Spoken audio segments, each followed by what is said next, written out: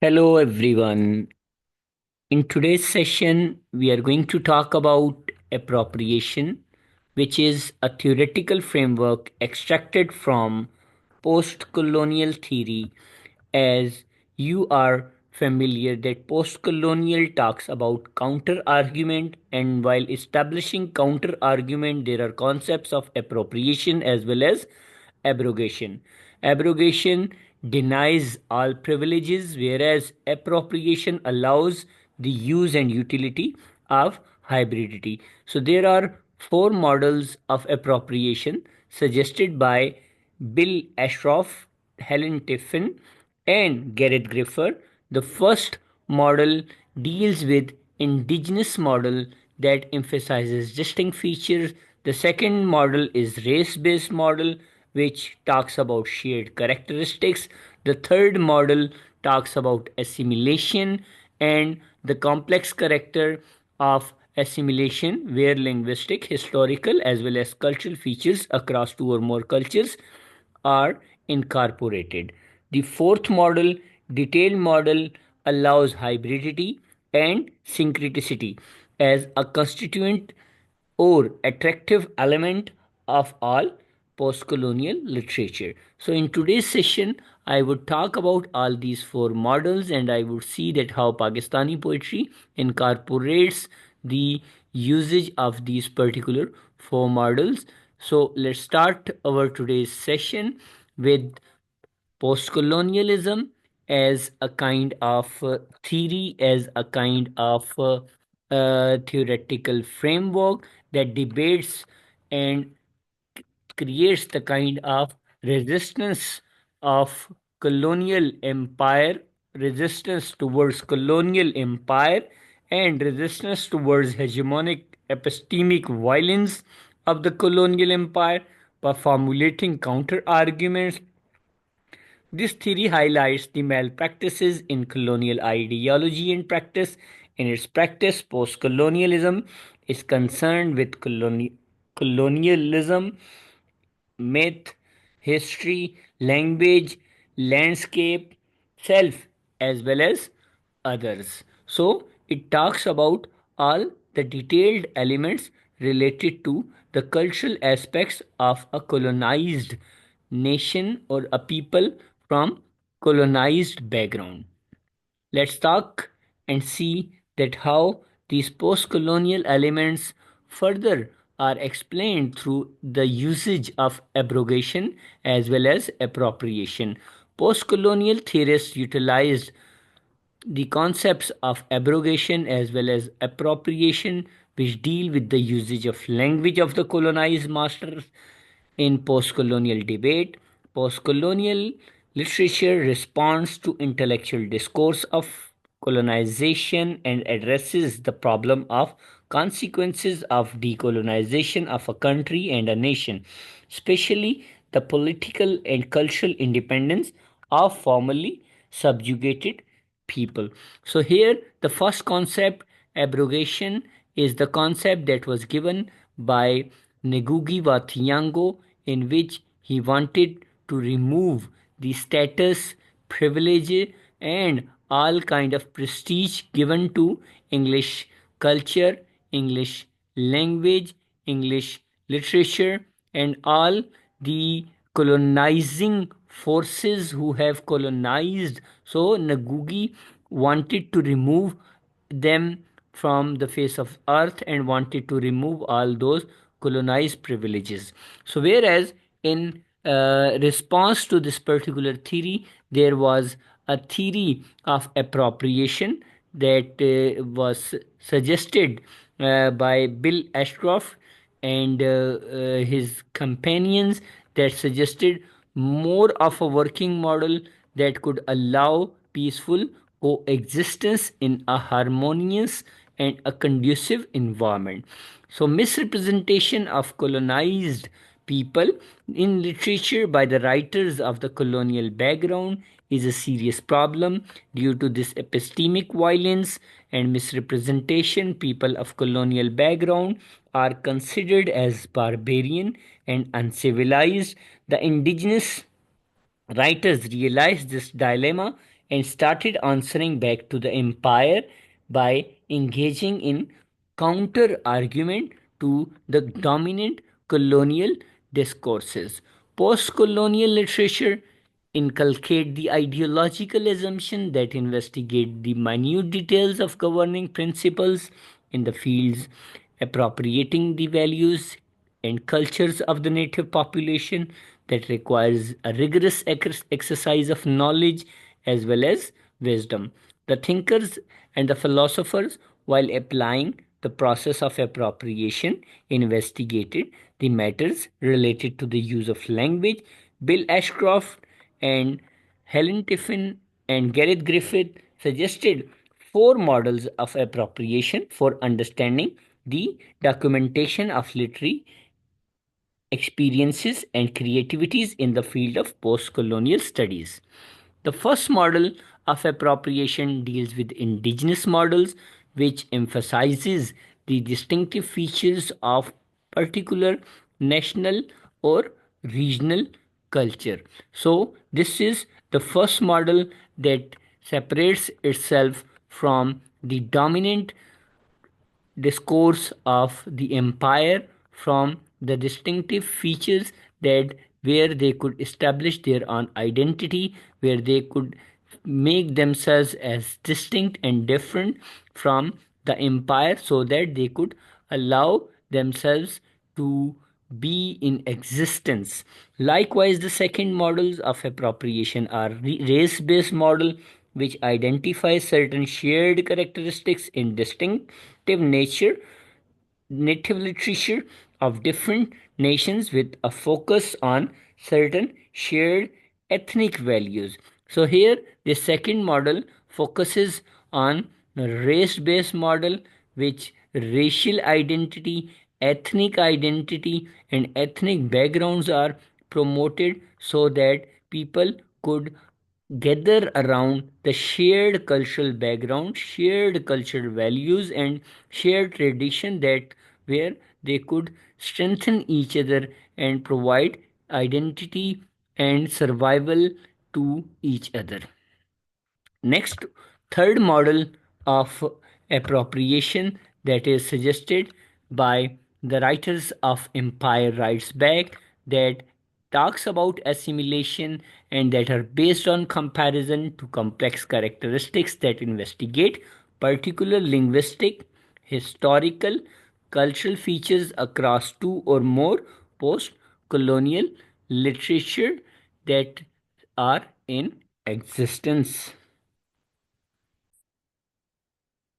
So, this third model that identifies itself and differentiates itself on the premises of linguistic, historical, and cultural background, where people of one area, people of one colonized background, people of subjugated and marginalized background gather around those linguistic identities, those shared experiences through that particular language, the poetry, novels, dramas, and all the types of literature that are produced in that particular linguistic dialect or the language where they are identified as belonging to one particular group, one particular background. Similarly, history unites people, history brings roots back to the people where people are uh,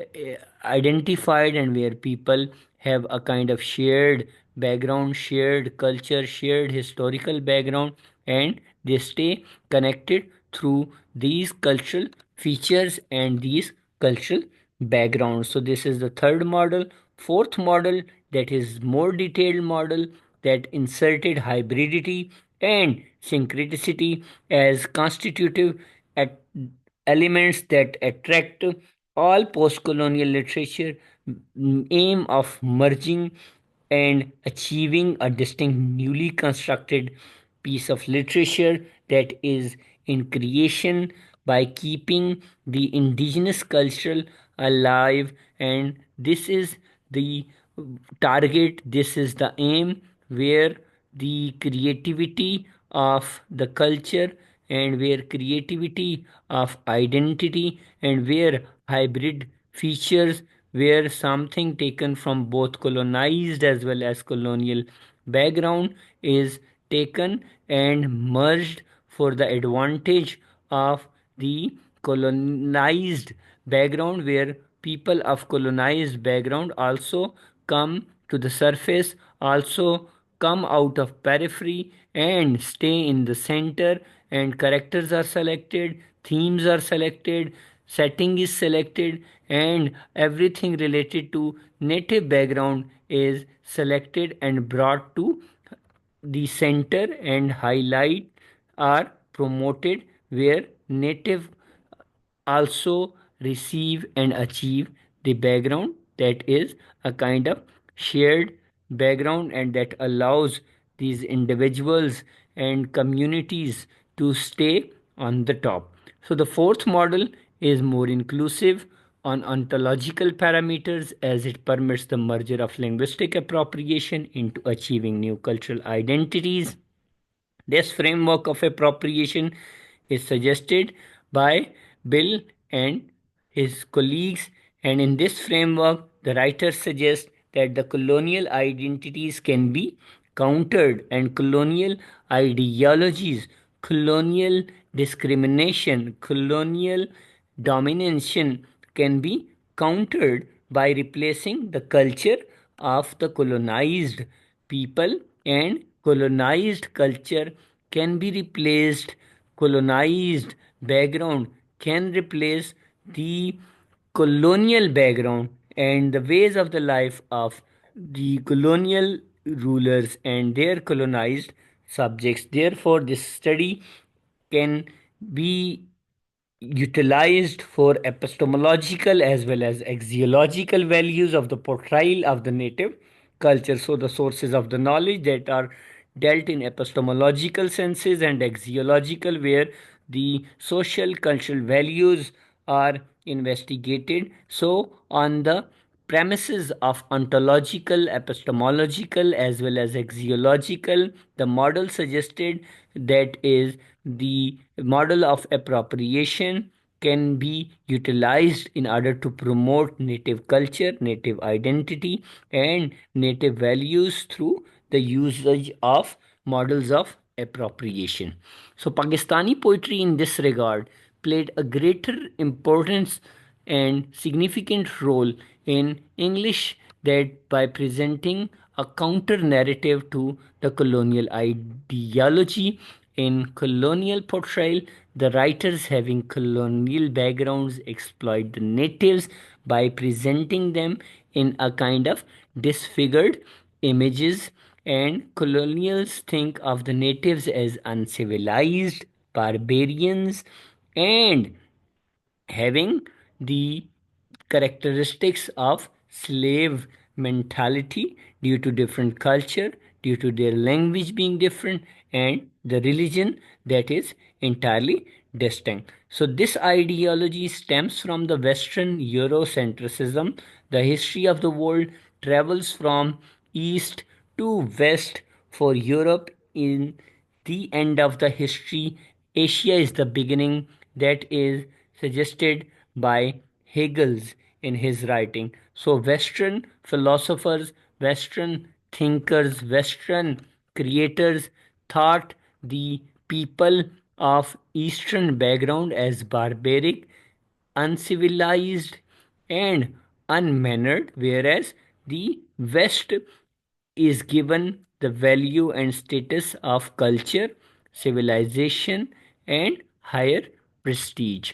Rudyard Kipling is also one such writer, who is a prominent English poet and novelist. Presents a glorified picture of the colonizers by calling their adventures the Holy Quest. When he declares it, the white man's burden is to go into exile for fulfilling the needs of the captives, take up the white man's burden, send forth the best ye breed, go bind your sons to exile to serve your captives' need. Kipling presents this colonial adventure in a manner as if the colonization is a holy pilgrimage. The colonials like Kipling indulge in Hegelian epistemic violence of misrepresentation of Muslims. He writes, "Blessed be the English and all their ways and works. Cursed be the infidels, heretics, and the Turks."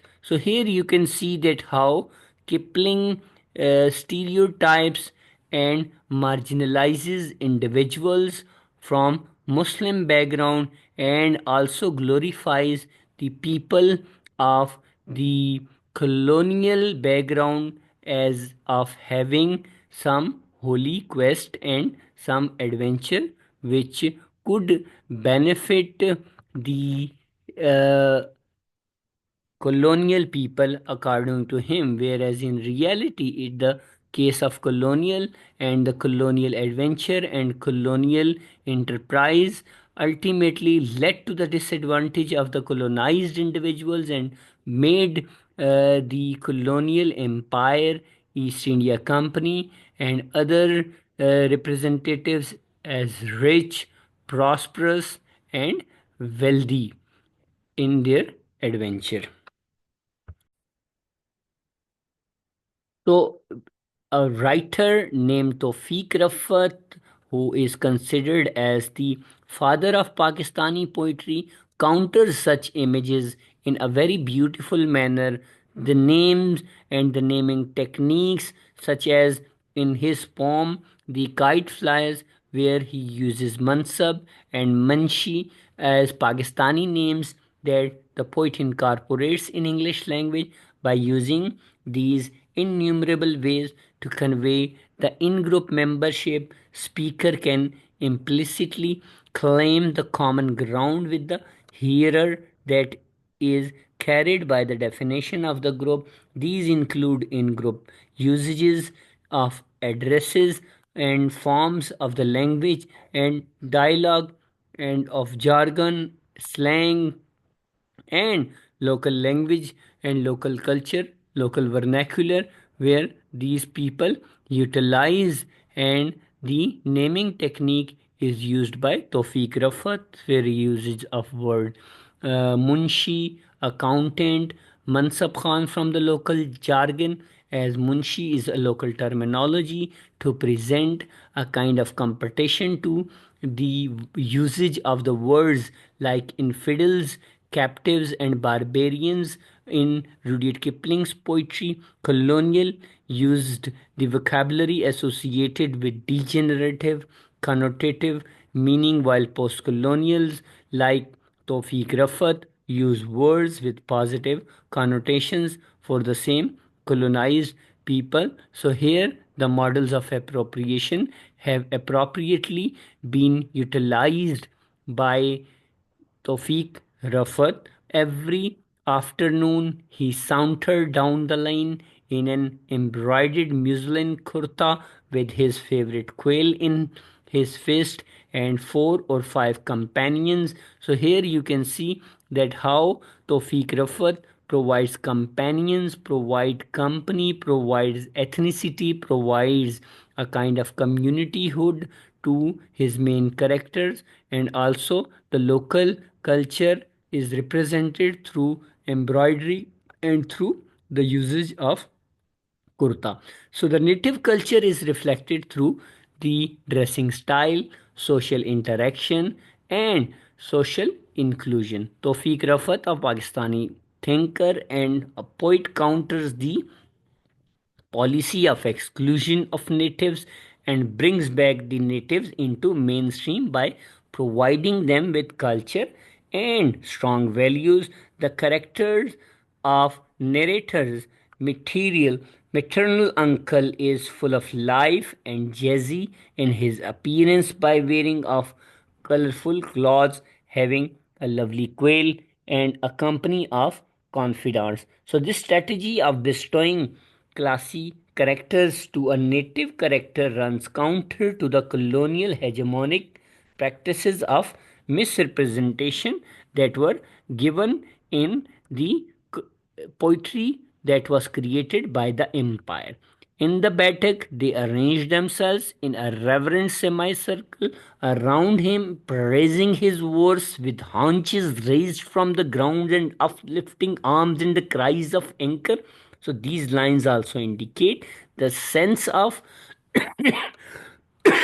social connectivity of Pakistani people when they meet each other in a leisurely time, and these gatherings have their fun and passion as a discussion usually entails poetic competition between friends, and these participants in the audience express their exuberance, admiration, and appreciation through gestures, cries, and joys and shouting. So a couplet could set them swaying for hours, and my uncle was always amused. So here you can see that how Pakistani poetry is beautifully countering the misrepresentation that was given to them by the people like Rudyard Kipling, people like Lord Macaulay, people